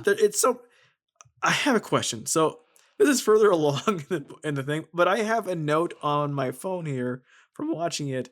Apparently at one point someone asks when something's happening and somebody says, "Not till milk's job." Wait, what does that mean? I don't know. Not till milk job. I think you were in a fugue state at that point, my friend. I don't know what that means. They said toad in a hole in this. Do you not think someone could say not till milk job? I think maybe whatever that was just garbled by their thick Cockney accents. I can only assume Charlie said it. Oh yeah, absolutely. So the soccer match goes on for a very long time. We get to see Emilius Brown in some nice soccer shorts and socks. Oh yes, he gets run over multiple times. The animals fight multiple times, and the king wins on a technicality, and because he's the king. And so they go through the whole thing. The king is happy, and he's happy that they're there. And Professor Brown does a switcheroo and gives the king the whistle and takes the Star of Astaroth in its place. And they head off back to the bed to try to get away. But the king comes running at them. He finds out, and he's furious. He comes running at them, gets changed into a rabbit, and runs off. Honest to God, this movie could have just been her turning people into rabbits all the time, just for she could have came to the island and said, "You're a rabbit, you're a rabbit, you're a rabbit. Hey, rabbit, take the medallion off your neck. Okay, later, rabbit." Like, yeah, I mean, the big thing with hers is with her spell is that the becoming a rabbit doesn't last very long. She can't make it last for longer than like a minute or two, but that still seems enough time to get something done and then get out of the way. and it is established she can turn the same person into a rabbit multiple times. So there's not like there's a recharge meter. Like she hits it, then we see a little status bar going, filling back up. I mean, she could just turn him back into a rabbit immediately. It's only 4 words. Yeah. So they're able to get back to the cottage, and they want to use the spell, but it turns out the star disappears. It's not able to come back from the other world, and she can't remember the words that were on the star. And this is when Paul starts chiming in, oh, I know what they are, and no one pays attention to him. And he keeps saying it like, hey, I can tell you what they are. And they're like, you don't remember them. He's like, yeah, I do. They're right here in front of me in my book. And it turns out that the book that he's been carrying with him since very early on in the film has the 5 words, has a very up close photo of this star with the words on it that they could have read at any time. So the entire sequence of the soccer match in the cartoon world, not only did it end up, they couldn't take the medallion out from that world anyway. So it's already not useful. And she read the words, didn't write them down, even though she wanted it so badly. And she immediately forgets them, even though it's just 5 words. It turns out the words were in his book the entire time. The entire sequence on multiple levels did not have to happen. I mean, I know why it happened, because it's fun and it pads the time out. Honest to God, if you had them go to a Animal Island, it could have been a lot more fun than what we actually got. I mean, that is fair. It could have been a little bit more interesting, and like you could have gotten some variety in the type of characters they meet, and as opposed to everybody's just playing soccer. Like, it would have been interesting to go to like a town and then see all of these different animals, but in like more human roles. And what does that look like? And, you know, they interact with all these people. Or maybe it's not just to go get maybe the star is broken into pieces and they have to find all the pieces. Like put it together. Horcruxes or something. Exactly. Yes, exactly. What if this movie was Harry Potter? What if she called the Nazis muggles? Death Eaters. The Death Eaters. There we go. So anyway, they realize that they have the words now, so let's try it. The spell doesn't quite work totally. But so why did they have to use his shoes? Who knows? Okay. I mean, why not? Not till Milk Job, but still. That's going to be the thing that, like, when you finally lose your mind, when we finally watch a film that just totally breaks you, and we've gotten close, but when you finally watch something that breaks you, like, you're going to just start saying, not till Milk Job, not till Milk Job. And that'll be the only thing you're able to say. You'll communicate only in those 4 words. Even worse, when it finally happens, I'll finally understand what it means. That's right. It'll finally become clear, but it will be the only thing you can say. So the universe will be unlocked for you, but you will not be able to communicate it, because even when you try to write, it will only be not till Milk Job. Not till Milk Job. So here's this fantastic thing is, like, she takes off his shoes so we can see he has holes in his socks because he's poor, and she tries to use a spell to animate his shoes, and because he doesn't have any spare shoes around. It doesn't work that well, and he's like, well, you got to do it with flair. Why not sing it? Mind you, no spell up until this point has even remotely needed singing to go with it. Well, this is at the end of the book, so it's obviously the most important spell. So you gotta have some stank on it. So it's, you know how, like, if you go to church and, like, sometimes they read passages and sometimes they sing them. God likes it when you sing the Bible a little bit better. I've been to church occasionally. I've never been to a service where they sing the Bible. Oh, maybe it's not exactly the Bible verses or something. I mean, verses are verses like in a song. We sang hymns and things, but like it's not like open to Ezekiel 3:25. I don't know if that's a verse. Sorry, biblical scholars who listen to our Patreon episodes. But it's not like they're just opening your Bible and then finding a tune. What if they?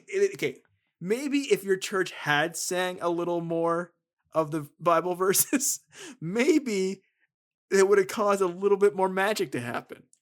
Oh, maybe so. I wouldn't be a godless heathen right now if we sang the Bible. We sang passages from the Bible. Hey, taketh away the sins of the world and brings magic upon us. The priest brings out a little, or I wasn't in Catholic school or anything, but it's like the preacher brings out one of those little like tuning whistles, and he blows it to find a tune. No, it's like a 37-year-old priest who's young and hip, and he brings out a little electric guitar and he starts tuning it up. Yeah, it's ready for some Book of John. You know that there is probably there's probably some Christian rock artist named like John Christman or something, and his album is called Book of John. For some reason, when I was doing that whole thing in my head, I'm picturing Paul Ryan with his backwards cap. You're probably not wrong.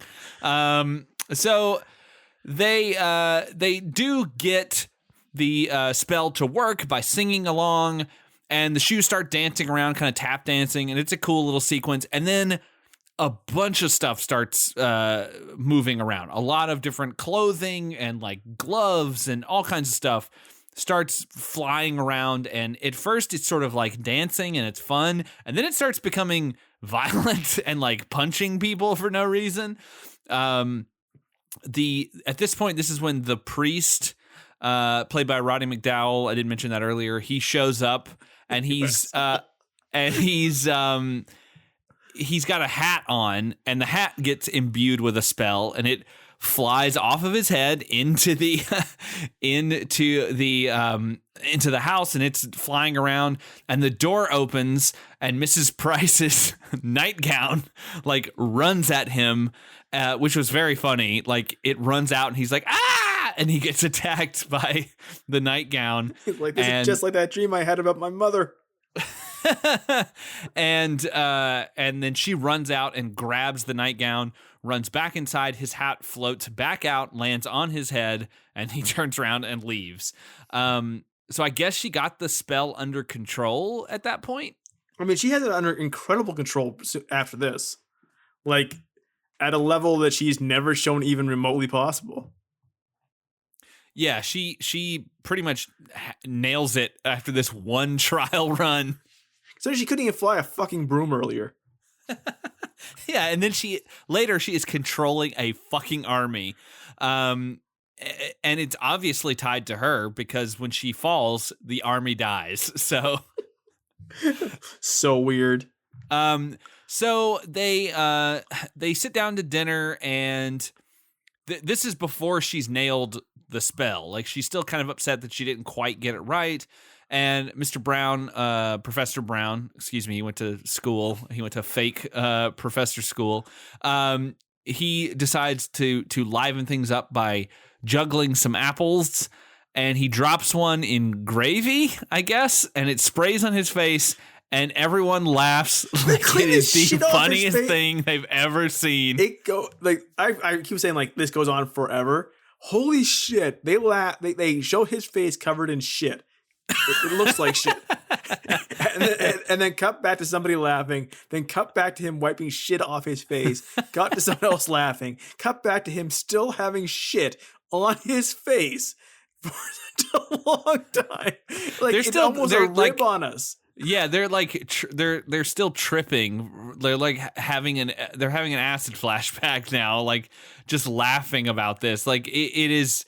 Like, or there's a gas leak or something in the building because they are losing it. Even Angela Lansbury is losing it. She's got like tears in her eyes. Like it is the funniest thing she's ever witnessed. If this is like a Tim and Eric sketch, the rest of the movie would have just been this. Yes, it would have just been him trying to wipe this gravy off his face and then dropping another apple into the goop and it getting all over him again. It's the thickest gravy, almost like it's shit. It's so sticky. So this is when I think this is when Miss Hobday shows up and she's like, oh, somebody else can take the kids. But Mrs. Price is like, well, things have changed and I've grown accustomed to them and I don't necessarily want them to leave. And then the kids, they like really put Professor Brown on the spot. They're like, oh yeah, this guy's going to be our new dad. Oi, mister, you our new dad. You me dad? He's not so down with this. No, he's a little hesitant. And so is Miss Price because she's like, well, I mean, he's nice, but I don't know about that. Like, just because we're the two main characters of opposite sex doesn't mean we have to be your parents. Yeah, exactly. He kind of begs off and he's like, nah, I don't know. Maybe we'll see each other again one day. I've got to go back to London. I have some business. Maybe when the war is over, we can, get back together, or we can kind of see where things are at. And I mean, to be fair, like to him and to her, that's a very aggressive stance that those kids take. Like, oh, a guy who's not mean to us? Well, surely he'll be our new father.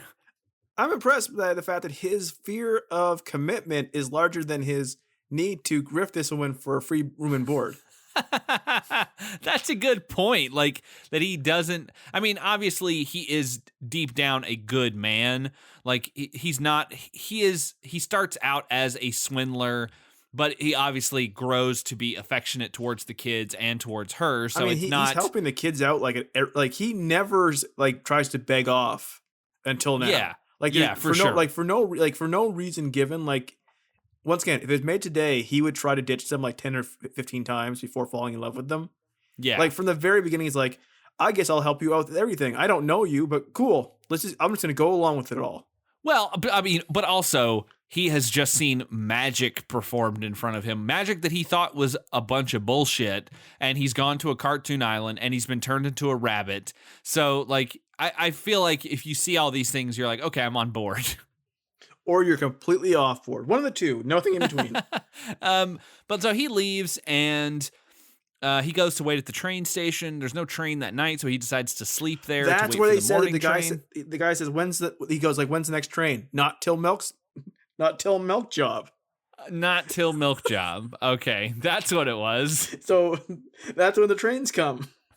Milk job. Okay, good. I'm glad we figured that out. And now you have galaxy brain.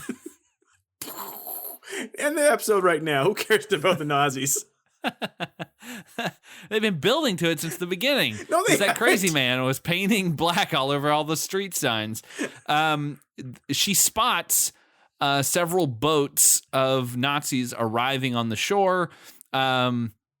They're basically hanging out behind her fence, peering over it, looking at her, and she tries to call for help, but they rush in, they grab her. We find out that this is not technically an invasion. It's just proof that the Nazis can come whenever they want to. I mean, that's what the Nazis were more about, like just showmanship rather than actually doing crimes.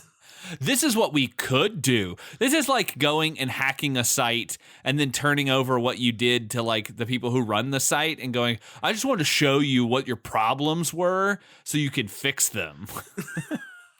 The Nazis were just white hat hackers. They're just trolls, They come to the shore and go, debate me.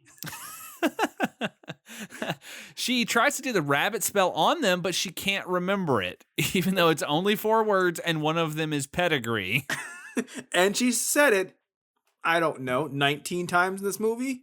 It's very, like, they had established, like, sometimes in fantasy literature to explain why someone can't do a spell over and over again. They'll do things like, when you say the magic words, then you forget it, and you have to restudy them. Yeah. She's just forgetful. Yeah, she's just a forgetful person. That's why when her little secret room blows up, she can't be a witch anymore because she just forgot everything. I mean, all her and she can't call the pizza place anymore. She doesn't remember the phone number. She can't even call her mom. It was on her speed dial. She doesn't remember what the number is. This is when I'm sorry, her mom. She's British. This is when we get one of the more strange things. It's very perplexing, but Mr. Brown is asleep, and then he hears Mrs. Price, and then hallucinates her in a bathing suit walking down the train tracks. You know, a little something for the parents watching the movie. It's crazy. Well, how else would you explain the fact that you have to show, not tell, that he finds her attractive romantically? Why though? Like, there's up to this point, there's never any of that. Like, there's never any kind of like, he's not leering to her. He's not creepy to her. Maybe this is supposed to be like her magic assistant outfit. Maybe that's what that is. Maybe it's not a bathing suit. Maybe it's the outfit that she will wear on stage. He's dreaming of the act they could have. He's so excited for the potential earnings they could have. Yeah, he's like, yeah, in his sleep, he's like, she would be such a great assistant. Sometimes when a man hits a certain age and they're at a train station, they get very horny. There's just something about train stations. All those trains coming and going in and out of tunnels. Fuck off. They could have made it more about, less about that, because it feels like he should have literally anything else, honest to God. Well, yes, but it should have been not that he was still thinking about them being an assistant, but if they had her go from looking like that to looking how she normally does with the kids there, and like he's real, and like in his brain he is sort of changing what is important to him. You know, not an assistant who can help me become rich and famous, but a family who like loves me and I love, and we could build something happy together. Like, or what if Miss Egelina, whatever the fuck her name is, what if she just looks a little bit sexy? Yeah, I mean, to each their own. So he wakes up and he sees some Nazis messing with like phone lines or communication lines. I can't really tell what they were doing, but that's what it looked like. And they spot him, they chase him. He knocks out two of them in like one blow, it looks like. I mean, it's pretty amazing. He goes back to the house because he realizes something's wrong. He almost gets caught, but he learns the rabbit spell, and he's able to turn himself into a rabbit by saying the spell into a mirror, which is interesting. I think that's kind of a cool concept, and it would have been, I mean, granted, they didn't have much time, but it would have been cool to see that play out more. I'm excited that someone bothered to remember words for once in this fucking movie. Well, he is reading them at first, so I mean, to be fair, he doesn't know it either. But it is again that thing with magic just being, as long as you know the words, you can do it. Right. It's established that at any time he could have also done magic. Yes, and he just chose not to up to this point, which is weird because that basically means that he never tried any of the spells that he sent out to her. Right. Also, it means when she was doing the spell and singing with them, they were all doing the spell. Oh, yeah, good point. So all the kids can do it too. Except they don't. Yes, the kids should have been more involved at the end. They should have been using magic as well. They could have just taught the entire home guard the magic words for turning everyone to rabbits. Well, no, but like they could have given all kinds of rabbits on screen. They turn them them all into rabbits, and then someone says, "Rabbit season's come early, Gov." and then fade to black, come back, they're all just roasting rabbits over a spit. That would be amazing, actually. That would be pretty great. Could you imagine they got the guy painting that sign eating a rabbit Nazi and laughing? So a bit gamey. So he turns himself into a rabbit. He's able to get to the museum where the Nazis have taken Miss Price and the kids, and he's able to get in, and he transforms back into his human form. And this is when they all sort of get the bright idea to use the spell that she learned from the Star of Astaroth to bring to life the suits of armor. And holy shit, how many fucking suits of armor are in this museum? Because when they show that hill shot of all of the army that she has assembled, it is massive. It was at least 1,000. They must have had so many rooms, maybe underground. Like what like? At first I was like, oh, they're gonna stop them with like a few spooky ones, and then they just keep panning, and there's more and more and more. And I'm like, what happened? Like what? They're in the middle of nowhere. There are 10 suits of armor for every person who lives in this town. They're in the middle of nowhere. Why would this be? Anyway, it's very, from a practical effects sequence standpoint, this entire sequence is amazing. If this happened today, if a movie did this, people would never shut up about it. Yeah, it's super cool. It's very cool. They have all of these various like forms of armor and like American Revolution coats. Well, not American Revolution because it's in fucking London, in England. But you get what I'm saying. They the ones that fought the American Revolutions against yes, the American Revolution. It's the red coats. But they have all of these great costumes and like really cool things, and they're all essentially being held up with string. I mean, there are some, like the armor is obviously guys inside the armor, but some of the other ones are just they're using cool camera tricks to make it look like there's no one inside. And it's really impressive. They have horses. They just have like the horse covers, so it's just sort of floating. And it's really awesome. Like it's a super fun sequence. And it's like, it's not just a few. They've done it with a ton of things. Like the scope of it's very, very amazing. And then if you want to see Nazis fighting ghosts, the movie gets to you for about 10 minutes longer than they kind of need to. Well, yeah. So they do have some cool moments where like they're fighting them, and they get shot a bunch of times, and they kind of take off parts of them and pour out all the bullets, which I only need to see that one time. I don't need to see it several. Like the fourth time it happened, I'm like, the first time it happened, I thought that is so cool. And then like 4 other times it happens, I'm like, what? Okay, I get it. They have like moments where they're sort of fighting with swords and things, and they're like popping their arms and legs off so they don't get hit, and like raising up their torso so the sword goes right through, and it's super cool. Like it's very well done and very very well put together. Like I really liked the sequence a lot. Like it's worth watching the movie to get to that point alone. Right, it's very well done. Even the point like they fight the Nazis for a long time. Miss Price gets knocked out. Well, first we have to say that she's riding around commanding the troops on her broom with a little Union Jack flag on the back. I'm glad she found a second broom after she broke her first broom. Yeah. But she gets knocked down, she crashes, and even the sequence when they all just kind of fold down because she's knocked out is really cool. It just takes a while. Yeah, I mean, because she obviously is pretty powerful if she's able to command this 1,000 armored army. She split her consciousness 1,000 ways. That's, if this movie were made today, it would be her like really stretching her abilities to get all these things to work and making sure that it's that it's going to happen, and everybody's having to protect her because if she gets taken out then the army's done, and like yeah.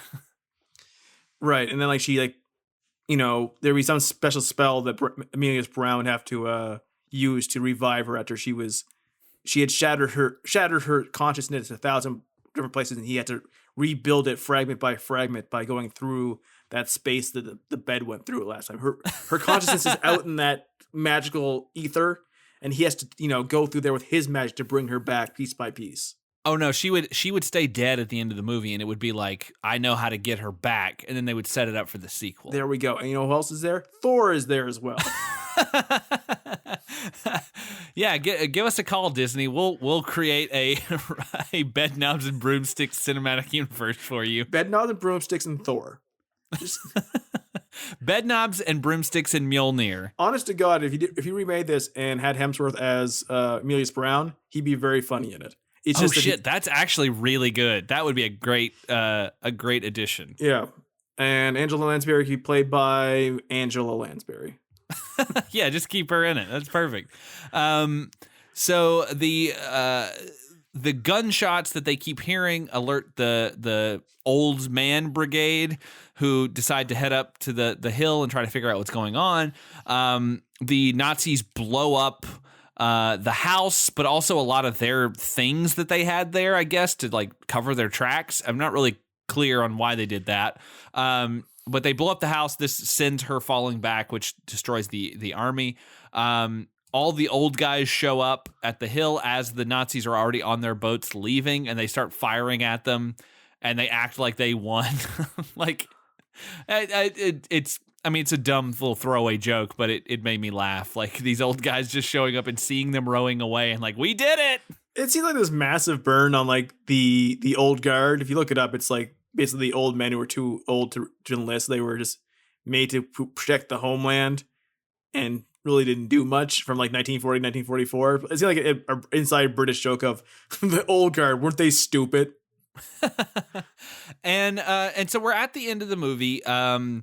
Because all of her stuff got blown up, she decides that she's not going to be a witch anymore, which again, as I already said, is bullshit. She should have mastered this stuff after doing all that she has done. She should be a master witch, like, and she should have all these powers. And like, you could, again, if it's made today, you set up, if she doesn't die, if she's not in an alternate reality somewhere, you set up that other witches are reaching out to her because they felt her massive power. And so like it builds this giant world of people that have all these powers.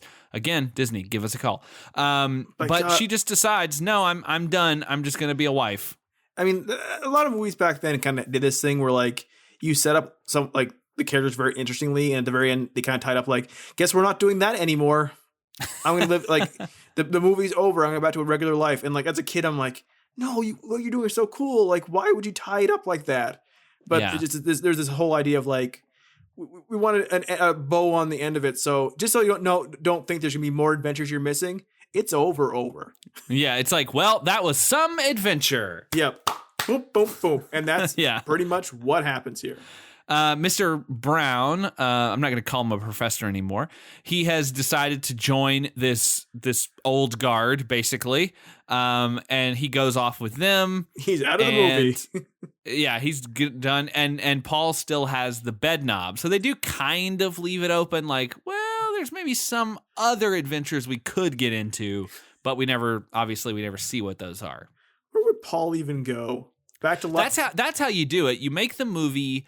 But you said it with like Paul's great grandchild finds that Bedknob and then doesn't know about it. Like he heard stories as a kid, but he was like, oh, it was just granddad, having a laugh and giving us something fun to think about before he went to sleep. Then he finds the Bedknob, ends up like screwing it into the bed, and then goes on this amazing journey around the world through different dimensions. And come on, Disney, give us a call, baby. I know you're a Patreon subscriber. And like Paul, his grandpa could have like disappeared at some point. Yes. He finds him on the animal island or something.